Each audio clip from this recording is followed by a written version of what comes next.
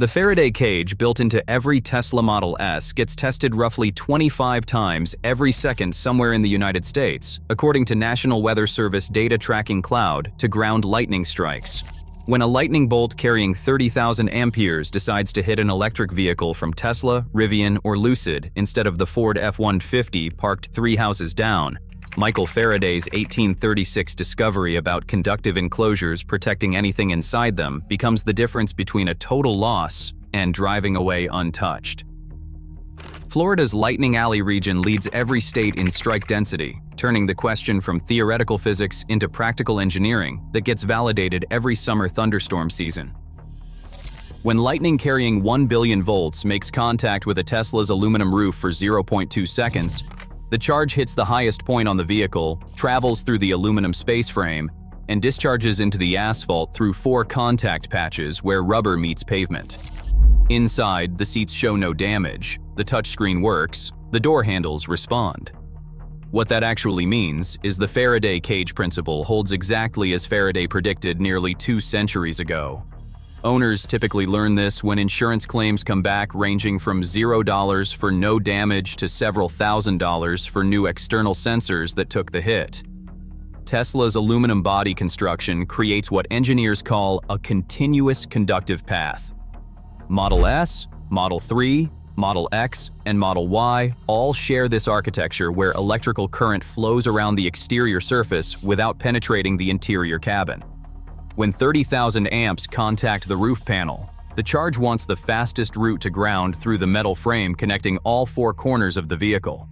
The battery management system, monitoring thousands of individual 4680 battery cells, has one job during those microseconds: prevent thermal runaway of the 400-volt electrical architecture powering everything. The question is not whether the Faraday cage works. The question is what happens to everything connected to that cage when the voltage spike hits. Traditional vehicles with steel bodies provide identical Faraday cage protection.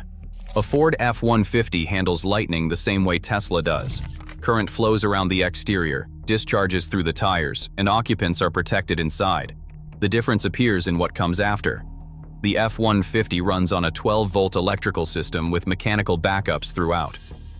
Tesla replaced every mechanical system with electronics connected to a central computer. When 1 billion volts surge through the frame, those electronics face a stress test they were never designed for. Rivian's R1T uses similar aluminum construction and a 400-volt battery architecture. Lucid Air built their system around 900 volts, the highest voltage architecture in production electric vehicles. Ford's Mustang Mach-E, BYD Seal with blade battery technology, and Polestar 2 all act as Faraday cages, yet none were specifically tested by the National Highway Traffic Safety Administration for lightning strikes because the agency does not require it. Every manufacturer made its own decisions about surge protection, and those decisions only get tested when nature delivers 30,000 amperes without warning. The scenario changes when electric vehicles connect to charging infrastructure. Supercharger version 3 delivers 480 volts direct current at up to 250 kilowatts through a cable, creating a direct electrical path between the battery system and the power grid. The vehicle is not just a Faraday cage anymore. It is a Faraday cage connected to infrastructure. Version 4. Superchargers added improved safety systems to handle electrical anomalies during this vulnerable state.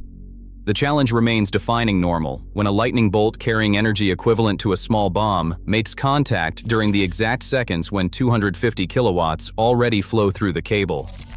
During lightning strikes on electric vehicles, the battery management system detects voltage spikes, isolates affected circuits, and continues operating. What nobody mentions is that this outcome depends on the system responding correctly within microseconds, and that system is software. Software fails, circuit breakers trip, fuses blow.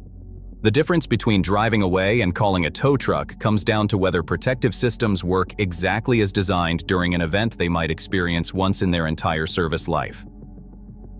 Temperature tells the real story.